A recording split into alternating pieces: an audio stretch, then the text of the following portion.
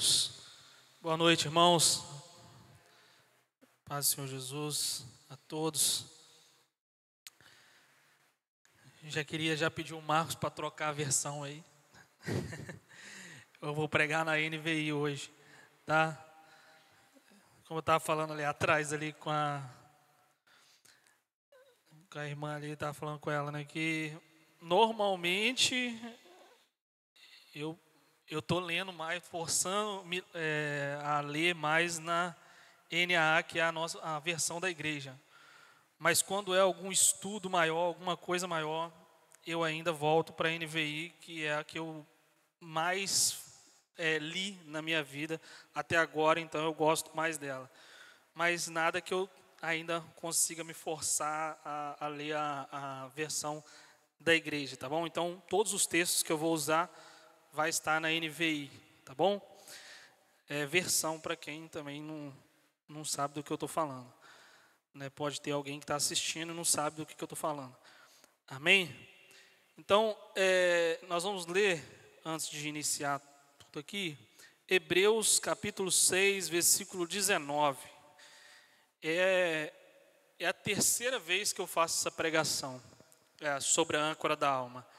A primeira vez foi a que mais me impactou, porque foi quando eu descobri que existia ela na Bíblia, e eu nem entendia muito bem do que estava se tratando, e tem muitos anos atrás que eu preguei isso.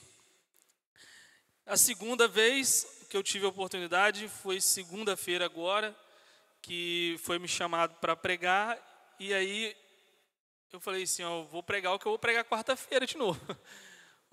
E aí foi numa videochamada de um grupo de oração, me pediram para fazer uma pregação. A minha prima que me chamou lá de São Paulo, então preguei daqui lá para São Paulo, né? E foi assim uma coisa inusitada. Falei com o pastor, nunca fiz isso, mas foi legal. O pessoal gostou, graças a Deus. E pela terceira vez vai ser hoje, é uma das mensagens que, dentro das mensagens que eu prego, é uma das que eu mais gosto. Só que hoje, com certeza, de segunda-feira para cá, eu ainda continuei estudando mais algumas coisas. E nos últimos segundos, ali os 45 do segundo tempo, antes de sair de casa, Deus me deu mais um insight diferente de segunda-feira. Então tem uma pitadinha nova que essa eu não tinha me atentado até agora. E foi assim, poderia falar humanamente do nada, mas eu vou falar que é o Espírito Santo de Deus, porque eu nunca tinha pensado dessa forma, né? Com esse viés, e aí você vai entender no final, então fica até o final do vídeo, estou brincando, né? Fica até o final da pregação para você tocar. Estou muito feliz de estar pregando isso e ter visto que Deus falou nesse último minutinho, algo assim que eu não tinha pensado ainda. Para quem é advogado aí, né, o Beto, o pastor, eles vão gostar desse insight que Deus deu. Então vamos lá, Hebreus capítulo 6, versículo 19, diz assim: temos esta esperança, qual adentra o santuário interior, por trás do véu, onde Jesus, que nos precedeu, entrou em nosso lugar, tornando-se sumo sacerdote para sempre, segundo a ordem de Melquisedeque. Apenas isso, apenas isso. Quando a gente fala sobre âncora da alma, a própria imagem que foi usada aqui como arte, né, quando eu pedi lá, né, a gente faz essas artes lá na IA às vezes, e às vezes dá bom, às vezes não dá bom, mas essa aqui foi perfeita, porque a âncora da alma é basicamente essa foto, e quando ela me deu a foto, eu falei, rapaz, a bichinha é boa mesmo, hein? Porque eu pedi para ligar o céu na terra com uma âncora. E ela deu essa imagem. O céu lá em cima e a âncora firmada. E é tudo a ver com o que a gente vai falar hoje. Fica mais fácil quando a gente olha para essa imagem. Sabe por quê? Porque quando fala de âncora, sempre a gente vai pensar nessa parte de baixo, né? Um barco no mar, e aí você lança essa âncora para dentro da água, e ali aquele barco, ele estaciona naquele lugar. E aí vai ter onda batendo nele, vai ter vento, vai ter tudo, mas essa âncora, por ela se agarrar a uma rocha no fundo do mar, aquele barco não vai sair daquele lugar de forma alguma.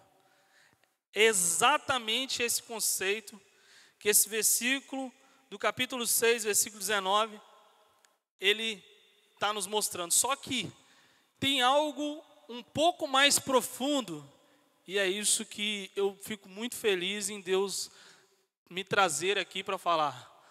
Porque nessa parte de cima, onde mostra a âncora, se você olhar só para a imagem, você consegue ver o que a âncora tem em parte de cima?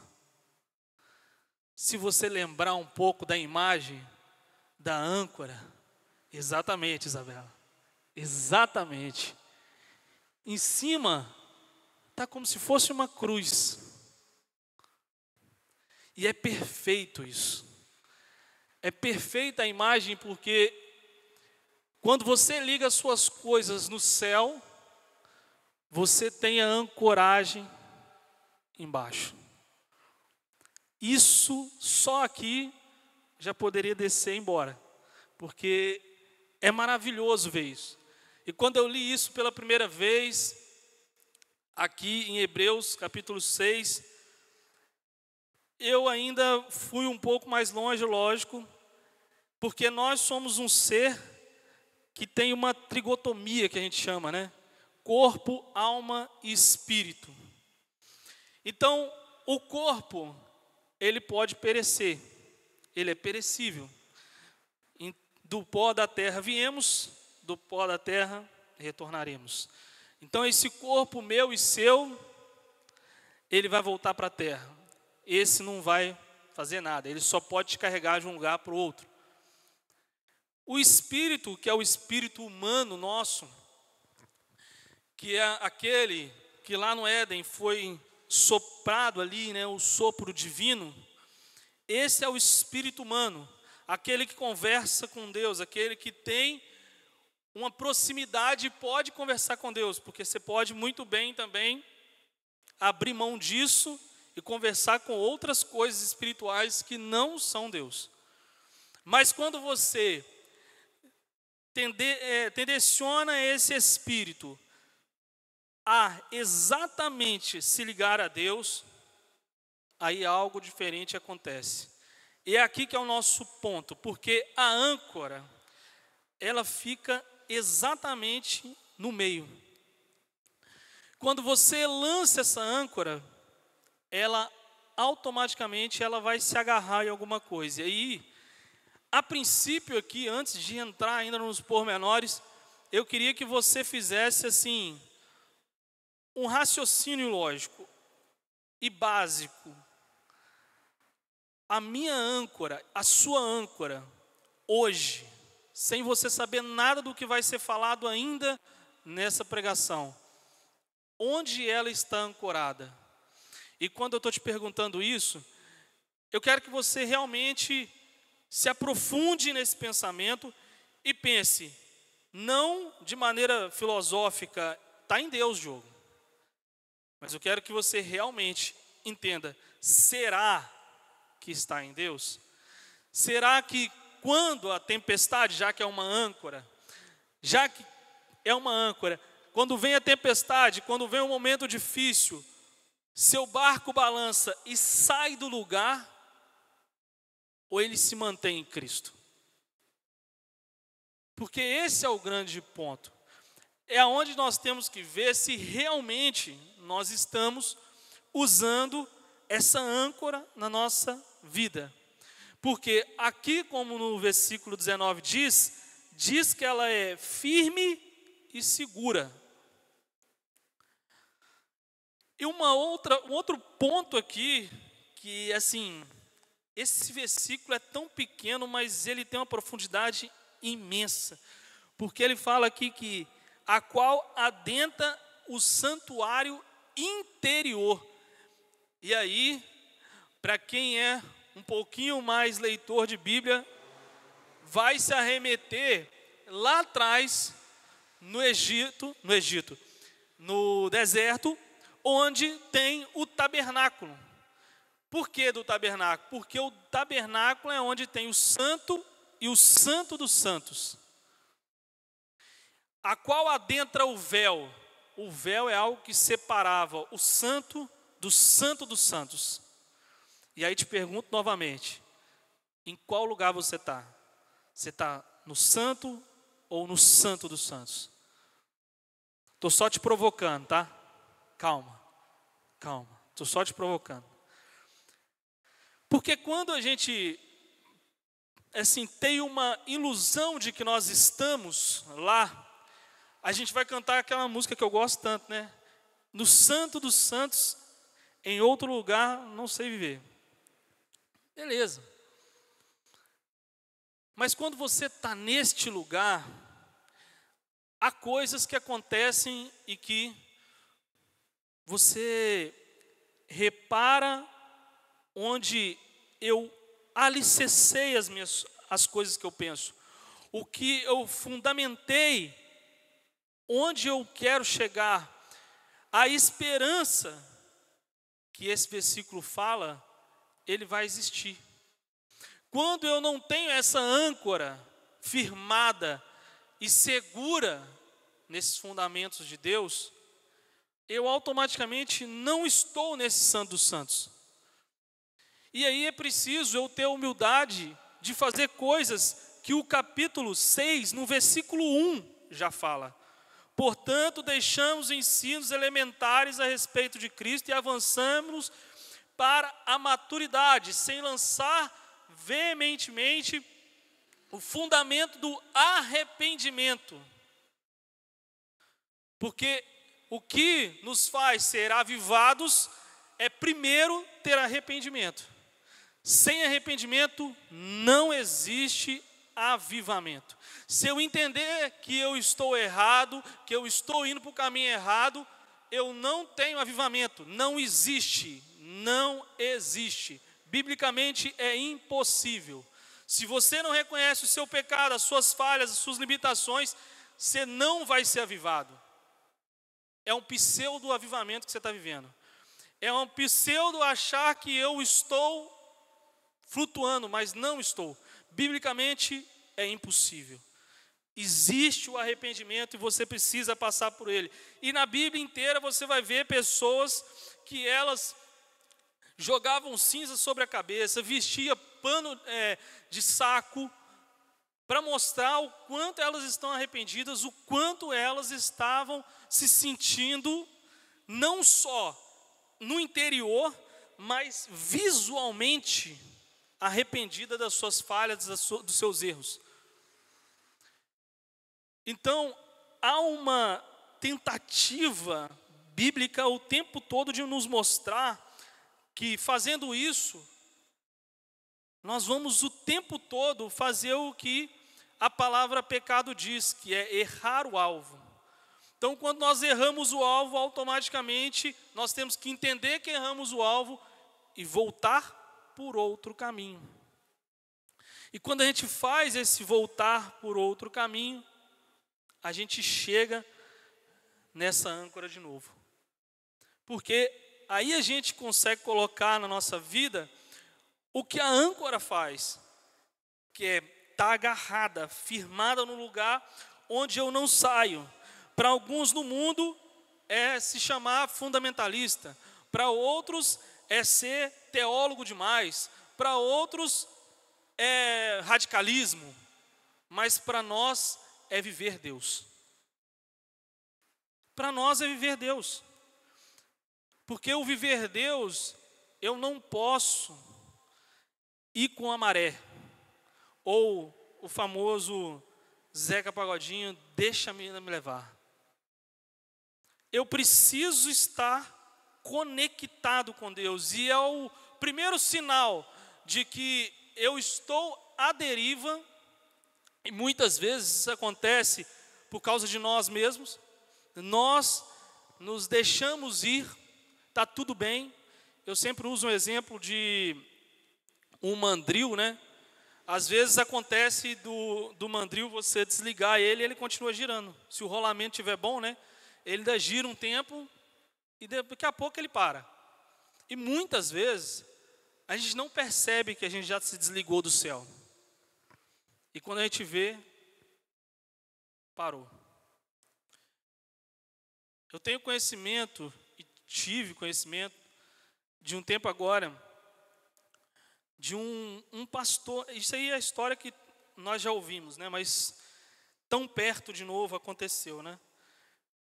De um pastor que caiu e voltou para o mundo e voltou às práticas dele de trocentos anos atrás. E por que eu estou falando isso? Porque a gente sabe que a Bíblia diz: aquele que está de pé, tome cuidado para que não caia. E como eu falava na segunda-feira, nós estamos sentindo todas as dores de parto que a Bíblia nos diz. Guerras, rumores de guerras, anticristo na eminência e todas as outras coisas que você lê na Bíblia estão muito perto. Então Jesus está voltando, isso é certo. Ah, mas falam isso há 20 anos, mas ele está voltando. Nada mudou. Ele continua voltando. Ele vai voltar. E essa é a nossa esperança. E o que... Agora sim eu vou pegar meu esboço. Isso é só a introdução. O que nós mais temos visto é pessoas que acham estar ancorados e não estão. E quando eu percebo isso, eu não sou diferente de ninguém, mas a gente percebe isso. Deixa eu refazer a minha fala. Eu não sou diferente de ninguém, então eu percebo isso. Eu percebo isso na minha vida. E quando eu vejo um sinal disso, espera aí que eu estou indo para um caminho que eu já sei que eu estou soltando a âncora. Não sei se você já viu alguma imagem, mas procura no Google depois, para você ver como que se solta uma âncora. No navio grande, né, que é mais interessante. Ela fica presa por como se fosse uma estaca, né, mas é um negócio de ferro, né? E para soltar é um martelo enorme, né, que eles batem assim, e tem que bater e quase correr, porque a âncora vai puxar toda aquela corrente de uma vez só. Se deixar uma perna, vai embora. É muito forte, é muito rápido.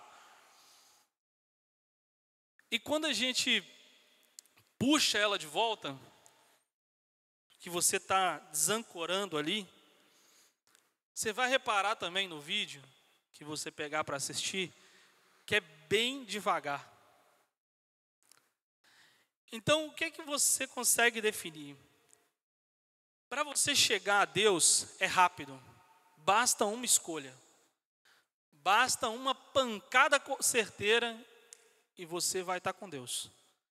Porque Ele só quer que você aceite Jesus, seja batizado e creia na vida eterna. E você vai estar com Ele. Agora, para abrir mão dele, é bem devagar. Você não percebe. E você vai indo. E você vai indo.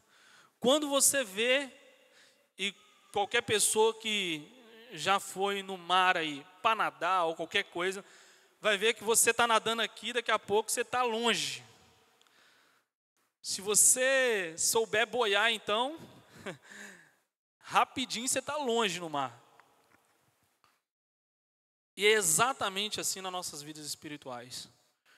Quando você deixa a deriva, uma hora você já não está mais na praia. Você já não está mais perto. E essa âncora aqui, quando você faz a mesma coisa, que é o que está falando, adentrar o santuário santo dos santos, você vai conhecer Deus. E conhecer Deus é como? Não tem outro jeito. Leitura da palavra. Leitura da Bíblia. Ah, porque o pastor falou, porque o Diogo está falando, porque fulano, ciclano. Eu sempre digo que uma pessoa que se diz crente e não lê Bíblia, ela não sabe o que ela vive. Simplesmente isso. Ela prega uma coisa que ela nem sabe o que é, porque ela não conhece nada. Então como é que ela pode falar que ela está vivendo isso? Entendeu? É bem forte isso, eu sei. Mas é uma definição que eu tenho para a vida. Se você não sabe a Bíblia, como é que você vai dizer que você prega o Evangelho? Você pode falar palavras que todo mundo já ouviu, né? Como a gente sabe e conhece, que tem pregadores que imitam outros, né? Tem pessoas que imitam no jeito de falar, no jeito de agir, tal. Mas viver é diferente de tudo isso. Viver é totalmente diferente de tudo isso. E conhecer, principalmente, é totalmente diferente disso. Agora, tem algumas coisas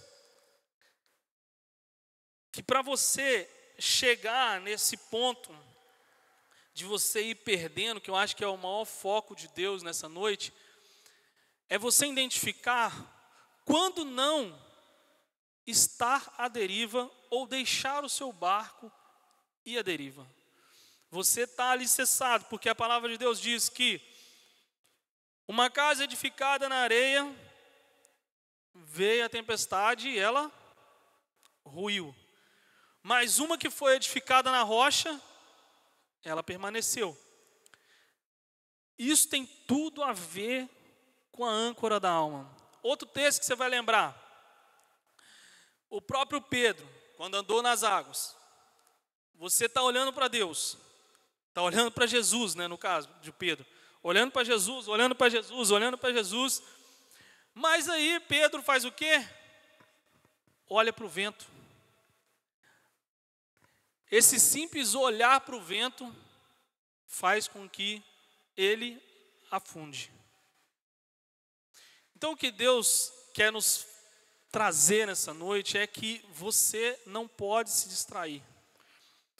Você não pode abrir mão, principalmente nos dias de hoje, de dar essa oportunidade para o diabo de você se distrair, de você simplesmente abrir mão dos seus dias com Deus, do seu devocional, da sua oração, de coisas que todo mundo está cansado de saber. Que o crente, que o cristão, protestante, ele precisa fazer, e todos aqueles que se denominam cristão, que é pequeno Cristo, imitadores de Cristo, como 1 Coríntios 11:1 diz, precisam fazer. São deveres que estão implícitos no momento em que você assume o compromisso de dizer: Jesus me justificou, eu agora sou justificado pela fé, eu ando com Deus, então eu tenho que fazer o quê? Andar como Jesus andou, falar como Jesus falou. É uma música lá do Padre Zezinho, né? Foi longe agora, só quem é antigo aí vai lembrar. Esse aí é denunciar minha idade, meu Deus. Amém, glória a Deus. Vamos voltar. Então tem algumas coisas que nos faz perceber que nós estamos indo por esse caminho. Uma das primeiras coisas que acontece, que a gente consegue perceber que a gente desancorou, é a negligência da salvação. Então essa é a primeira advertência que aqui na carta de Hebreus, você lê ela toda, você vai ver que é um perigo sutil de simplesmente se afastar e ter essa falta de atenção no que é necessário, que é Deus. Que é manter a sua conectividade em Deus. De estar o tempo todo conectado com Deus. Eu volto a dizer isso e vou levar isso para o resto da minha vida, porque foi algo que marcou, e vou ensinar mais uma vez aqui para vocês. Uma entrevista do Benny Hinn, perguntado, já cansei de falar isso, mas vou falar de novo, é bom sempre lembrar. Perguntado, Benny Hinn, com um ministério desse, enorme que você tem e tal, você deve orar bastante. E ele respondeu: eu não oro tanto assim, eu oro o tempo todo. Então achei aquilo Porque assim, ele está sempre em oração, ele está sempre pensando em Deus, e tudo que ele faz, vai orando. Não precisa orar em voz alta, mas está ali com o sentimento já de oração, de orar, de ver o que é isso aqui. A Isa falou, né, do Fábio que estava vendo, eu falei de olhar, de ver o filme, ver algo espiritual. Aí o Fábio estava fazendo isso esses dias aí. Então, glória a Deus, que isso é bom. Você reparar em tudo que está à sua volta, porque também eu falei uma outra frase, né, que não é minha, do Galileu Galilei. Ele falou: se você não sabe, é muito difícil falar, tem o jeito certo da frase dele, mas quer dizer isso, tá? Para você ver Deus, basta você sair ali fora e olhar o mundo. Você vai ver Deus em todas as coisas, na plantinha que nasce, nas coisas, no passarinho que voa, você vai ver Deus. O negócio é a sensibilidade do Espírito, se você está sensível ou não. Jesus com os seus discípulos, ele fala uma coisa aos fariseus, que os fariseus reclamaram com ele, que os discípulos deles não estavam jejuando. E aí Jesus responde para eles: não é para eles estarem jejuando, eles estão perto de mim. Mostrando exatamente que o jejum aproxima as pessoas de Jesus. E se os discípulos estavam aos pés dele, a intimidade estava muito gritante. Não precisava deles jejuarem por enquanto. Mas vai ter um tempo, Jesus falou, em que eles vão precisar. Para se chegar a mim, para ter a pureza, porque sede santos como eu sou santo. Então vai ser difícil, vai ter que matar a carne para ficar mais perto. Enfim, é outro ensino. Então, negligenciar essa salvação é um primeiro ponto. Em Hebreus, capítulo 2, versículo de 1 a 3, vai nos mostrar isso. Então, fundamentado na Bíblia para vocês. Por isso, é preciso que prestemos maior atenção no que temos ouvido, para que jamais nos desviemos. Pois, uma vez que a mensagem transmitida por meio dos anjos era válida e toda transgressão e desobediência recebeu a devida punição, como escaparemos nós se negligenciarmos tão grande salvação? Essa salvação, primeiramente anunciada pelo Senhor, vos nos confirmada pelo que a ouvimos. Glória a Deus. Então já foi dito, foi anunciado por Jesus. Nós cremos em Jesus. Nós entendemos que a salvação vem dele. Que a mensagem que ele deixou na cruz, do amor que ele se entregou por nós, estava ali. Então, por que negligenciar tamanha salvação? Então, primeiro momento, e que a gente não percebe. A gente negligencia Jesus quando a gente abre mão completamente de orar, quando a gente abre mão completamente de ler a Bíblia, de conhecer e prosseguir em conhecer.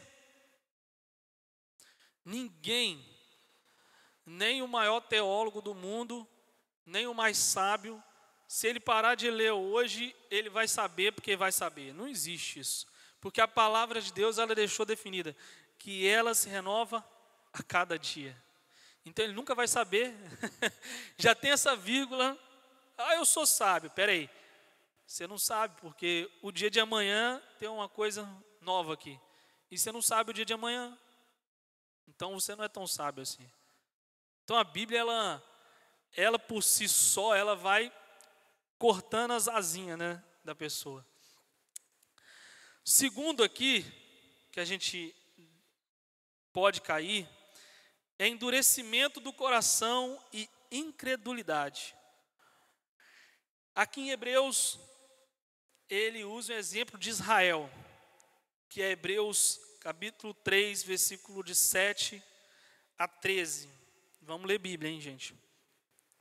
Assim como diz o Espírito Santo, hoje, se vocês ouvirem a sua voz, não endureçam o coração de vocês, como na rebelião, durante o tempo da provação no deserto, onde os seus antepassados me tentaram, pondo-me à prova, apesar de terem visto o que eu fiz durante 40 anos. Por esse motivo, fiquei irado contra aquela geração e disse: o seu coração está sempre se desviando, e eles não reconheceram os meus caminhos. Por isso, jurei na minha ira, jamais entrarão no meu descanso. Cuidado, irmãos, para que nenhum de vocês tenha coração perverso e incrédulo, que se afaste do Deus vivo.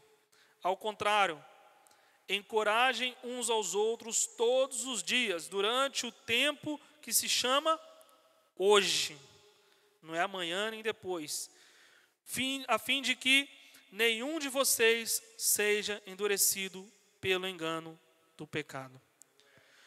Amém? Porque o pecado, ele nos afasta de Deus. E nós já ouvimos isso diversas vezes, em várias pregações, em vários locais, você vai ouvir isso. O pecado te afasta de Deus. Porque assim como uma criança uma vez falou comigo: Diogo, você já viu uma cozinheira fazer comida em uma panela suja? E eu parei, respondi logicamente, não. Ela falou: então, para Deus te usar, você precisa estar limpo. Eu tomei um baque, irmão. Eu estava num ponto de ônibus, eu não sabia nem para onde eu ia mais depois. Que eu falei assim: nossa, isso aí tem anos, tá? Eu tinha lá meus 19, 20 anos, sei lá, alguma coisa assim. Tem muito tempo, já foi um tempo, né? Bom tempo. Glória a Deus. Então ela me falou aquilo e eu nunca mais esqueci. Porque são coisas que vão fazer com que você sempre esteja limpo para ser usado. Pode acontecer de num tempo de escassez, Deus pegar e te usar do jeito que você está. Se precisar, Ele vai usar. Ele usou uma mula. Ele pode usar outra. Glória a Deus, né? Um bom entendedor, deu para entender. Mas não é o ideal de Deus. Ele quer que você seja santo como Ele é santo. Amém? Glória a Deus. Nós conseguimos ver esse ponto aqui também como algo que a gente não pode, de maneira alguma, duvidar das coisas de Deus. Se Deus falou algo com você, creia. O povo de Hebreus, quando chega nesse capítulo 6 aqui, Deus está falando com eles uma coisa assim: como pode, né, o autor aqui, através da inspiração divina, está falando com eles, como é que pode vocês terem visto tudo o que aconteceu, verem os apóstolos, ver Paulo pregando como pregou, com tanta intrepidez, e vocês ainda querem abandonar a fé? Vocês querem abrir mão de tudo isso que vocês receberam? Vocês conheceram, talvez falar em línguas, né, que seja, curaram em nome de Jesus, e agora vocês me falam que vocês não crê. É isso que o autor de Hebreus está chamando a atenção. É isso que é o contexto de Hebreus. Lógico, tem o sumo sacerdócio, segundo Melquisedeque, claro, evidente, mas não vou complicar isso para vocês não, que é uma história maior, e não tem muito aqui a acrescentar nesse momento dessa palavra aqui. Mas fazer isso é abrir mão de tudo que já foi feito por mim e por você. E isso, uma vez ou outra, acontece com qualquer um que está aqui, inclusive eu. A gente para num momento, mas você tem que ser rápido em fazer o esquema que eu falei com vocês aqui. Rapidamente, se você vê que você está sem âncora, você pega o martelo e BAU! para a âncora descer o mais rápido possível e você está ancorado de novo. É isso que você tem que fazer. Essa é a atitude que eu e você, nós temos que fazer. Viu que saiu a deriva, chega com o martelo e bate com toda a força para aquela corrente descer o mais rápido possível e você ser ancorado de novo. Não deixe você viver a sua vida à deriva. Em nome de Jesus na sua vida. Amém? Terceiro ponto aqui, que a gente pode cair nisso, é abandono e deliberado e apostasia, que foi o que eu acabei de dizer, que é o contexto de Hebreus. Está lá em Hebreus capítulo 6, né, ainda aqui, versículo 4 até o 6, que mostra isso, ó. Mostra assim, versículo 4 do capítulo 6. Ora, com respeito àqueles que uma vez foram iluminados, provaram do dom celestial, tornaram-se praticantes do Espírito Santo, ou seja, eles fizeram algo através do Espírito Santo, hein? Não é qualquer pessoa.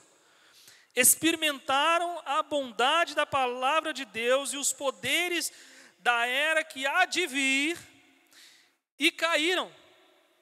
É impossível que sejam reconduzidos ao arrependimento, pois para si mesmos estão crucificados de novo, estão crucificando de novo o Filho de Deus, sujeitando a desonra pública. O que o autor está dizendo é que você, quando você faz isso, você está crucificando Jesus de novo, fazendo ele passar por uma desonra pública de novo. Olha o peso dessa mensagem. Olha o peso que é a sua falta. E eu não quero aqui que você saia daqui, né, com o pensamento: meu Deus, eu não posso errar, eu não posso... Não. Pecar é errar o alvo, mas volte rapidamente. De novo. Errou, pega o martelo, bate com força, joga a âncora de novo. Um barco, meus irmãos, um barco, ele faz isso diversas vezes na navegação dele. Ele para em vários pontos, em vários portos ele vai parar e ele vai precisar fazer isso. E a cada momento que vai ter uma tempestade, porque o mar, você sai aqui, está numa... eu nunca fui, né? Eu queria ir, nunca fui ainda. Mas quem já entrou no mar sabe que você entra aqui, está um solzão. Quando está lá no meio, uma tempestade acontece lá. E a nossa vida é igualzinho. A gente entra, está mar. Aquela coisa maravilhosa. Mas chega lá no meio e vai ter uma tempestade. E como que você se prepara? Como que eu me preparo? Bíblia. É aí que eu vejo. Tem uma coisa que eu faço, vou ensinar aqui, talvez você queira usar, use. Sabendo mais da Bíblia, quando acontece uma situação na sua vida, tudo que você já vai passar ainda na sua vida, já foi escrito aqui, tá? Certeza. Depressão, Isaías já passou por isso. Elias passou por isso. Uma mula falou com você, Balaão. Mais difícil de acontecer, né, Maico? Mas vai que. Então, tem inúmeras situações, e que talvez você não entenda, né? Problemas com família, problema familiar, que você está passando lá porque você acha que é geracional. E aí você vai pegar lá os patriarcas, ó, Abraão, Isaac, e aí chega em Jacó, também acontece a mesma coisa, mesmo erro, mentira, paternidade mal sucedida. José acerta isso. Manassés, Deus me fez esquecer. Efraim, Deus me fez prosperar. Mudou completamente. Mudou completamente. Depois eu passo um livro aí para vocês lerem sobre isso, tá? Tem um livro só sobre isso. Eu sempre, é Família Doente, Filho Ferido. Isso, pela primeira vez eu lembrei o nome. Família Doente, Filho Ferido. É o nome do livro, quem quiser anotar. Alcione Emerick, autor aqui do estado, hein? Muito bom esse livro, sempre indico. É sobre isso. Então, essas coisas vão ajudando você a chegar lá. Deixa eu ver aqui. Também tem Hebreus capítulo 10, versículo de 26 a 29, vai dizer o seguinte, sobre essa questão também de abandono deliberado e apostasia da fé, hein? Se continuamos a pecar deliberadamente, depois de termos recebido o conhecimento da verdade, olha aí, você já recebeu e continua fazendo como se nada tivesse acontecido. Já não resta sacrifício pelos seus pecados, mas tão somente uma apavorante expectativa de juízo e de fogo intenso que consumirá os inimigos de Deus. Quem rejeitava a lei de Moisés morria sem misericórdia pelo depoimento de 2 ou 3 testemunhas. Quão mais severo castigo, julgam vocês, merece aquele que pisou aos pés o Filho de Deus, que profanou o sangue da aliança pelo qual ele foi santificado e insultou o Espírito da graça.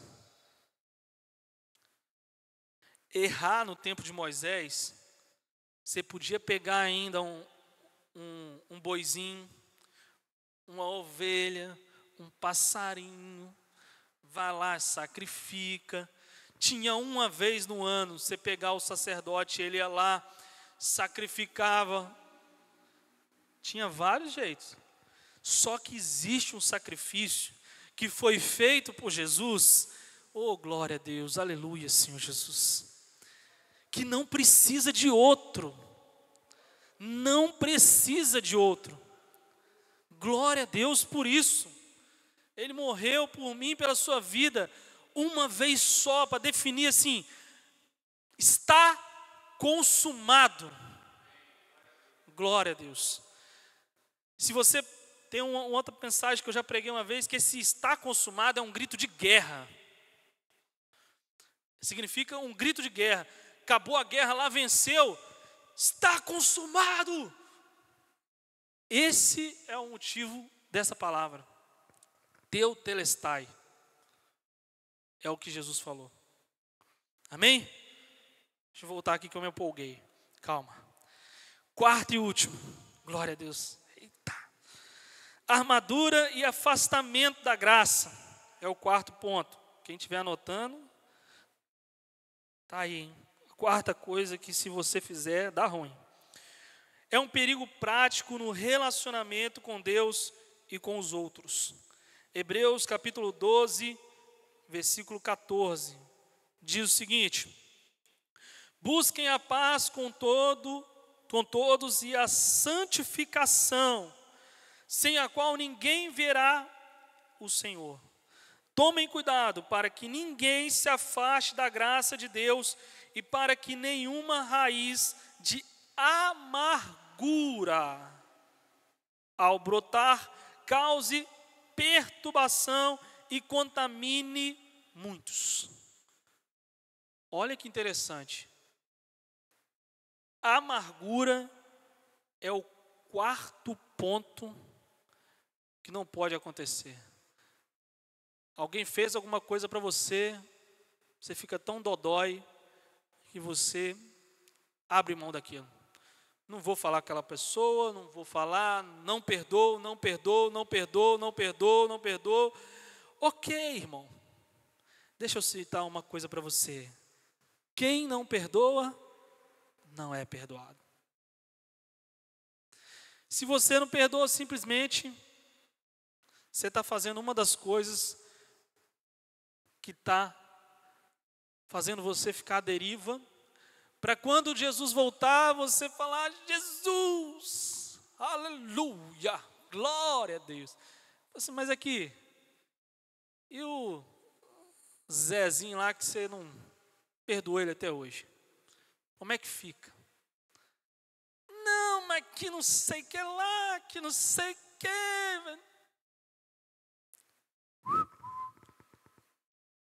Ó, pode ir embora. Desce a escada aqui, ó. Ou como muitos dizem, né? Pega o escorregador aqui.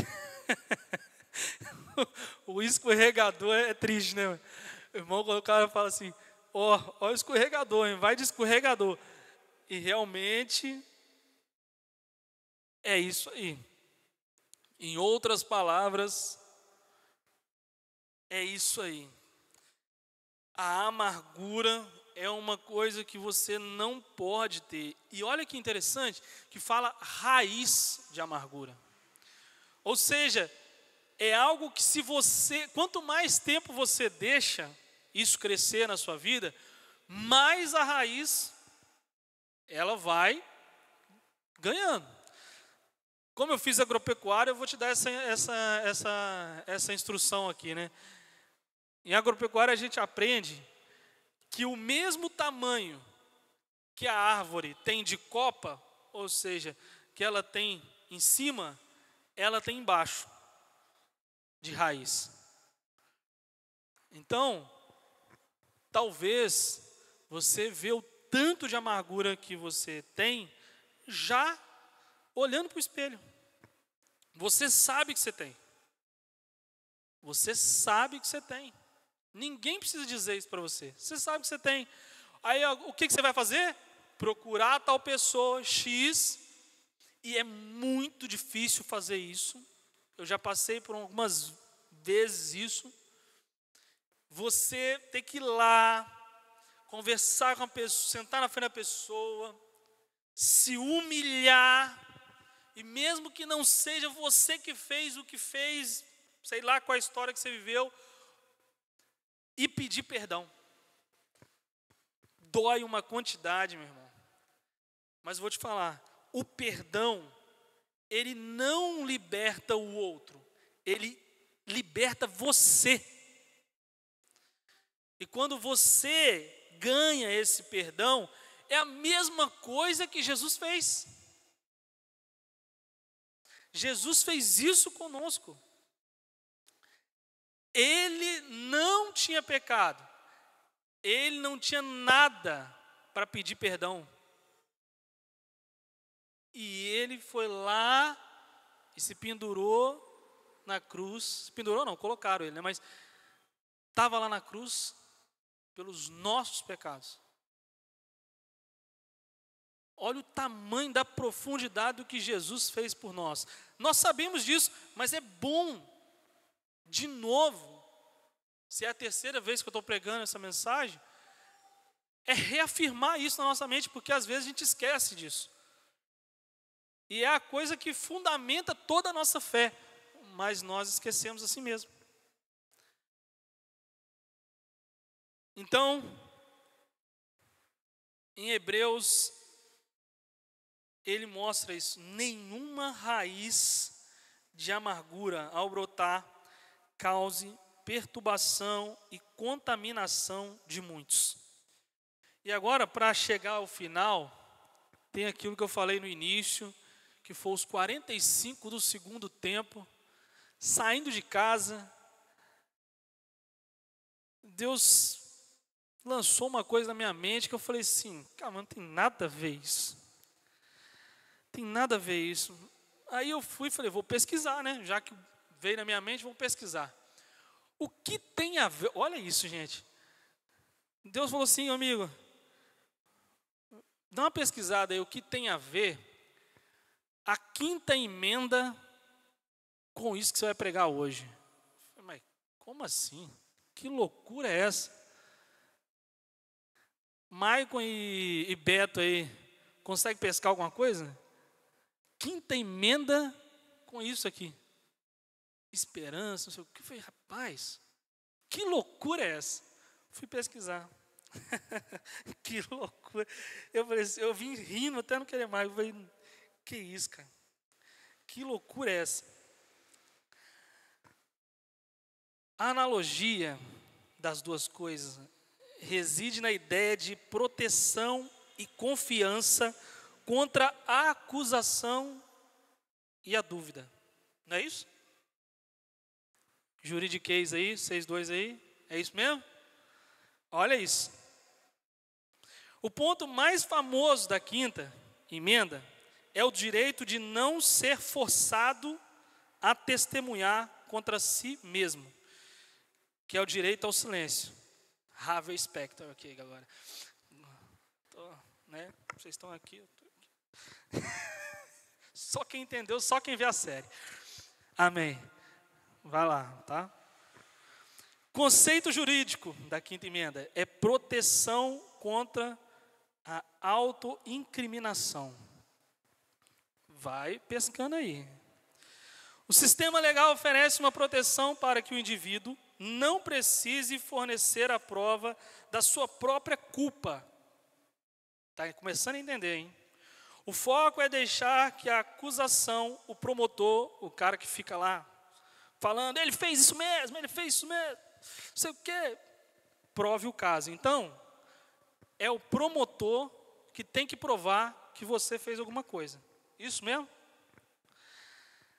A âncora da alma, olha isso, irmão, é a esperança em Cristo.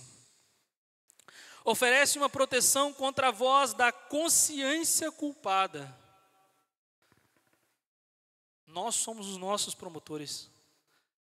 Nós mesmos vamos nos acusar.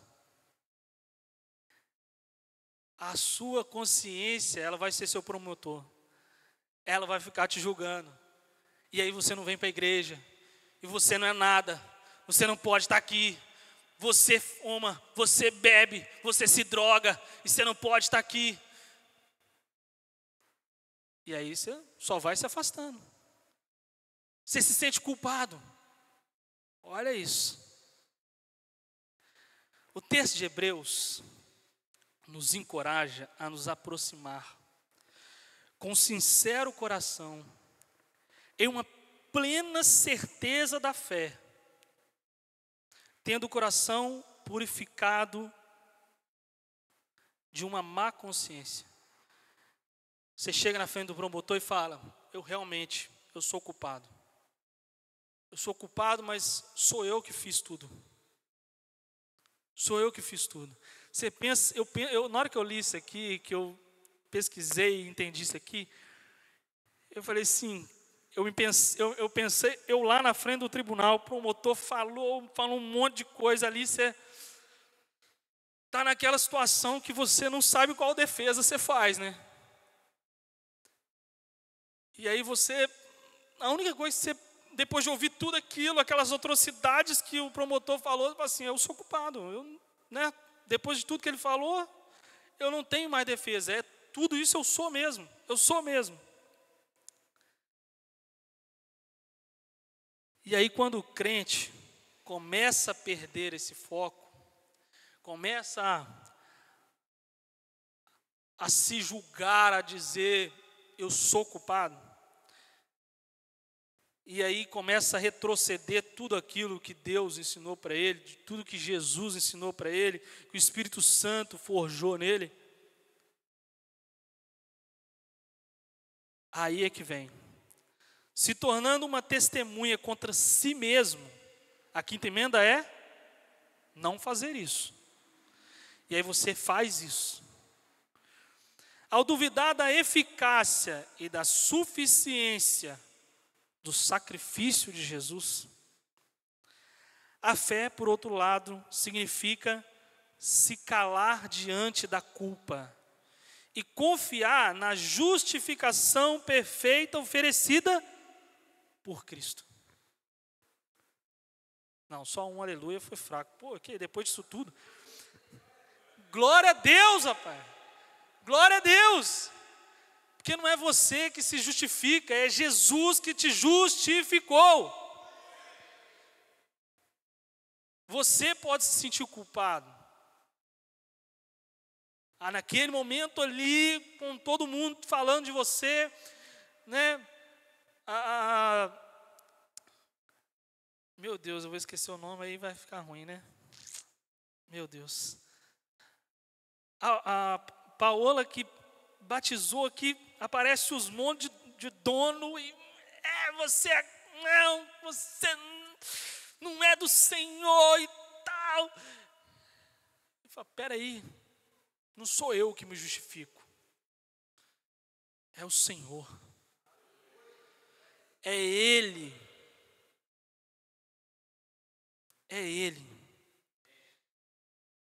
e aí Ele vai ser o seu advogado. É como se Ele entrasse na sala, igual aquele Tony, aquele McGregor, né?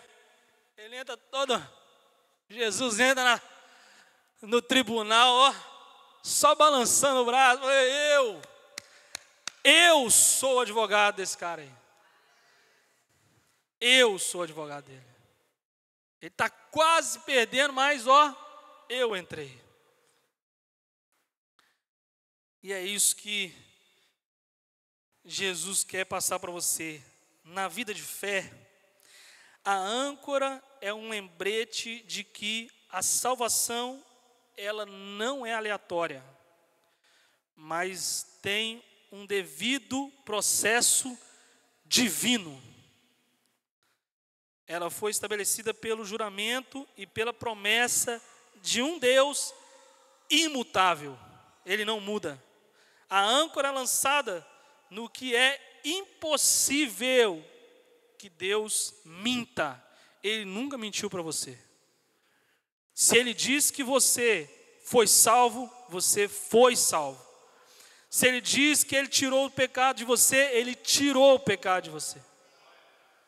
Se Ele diz que Ele te justificou, Ele justificou. Então, nunca, jamais, a partir dessa mensagem, nunca mais abre mão da palavra de Deus. Nunca mais abre mão do que Ele já te entregou. Porque Ele é fiel e justo para cumprir. Ele não é filho do homem para que minta. Amém? Pode ficar de pé. Passei 1 minuto só. Glória a Deus. Glória a Deus.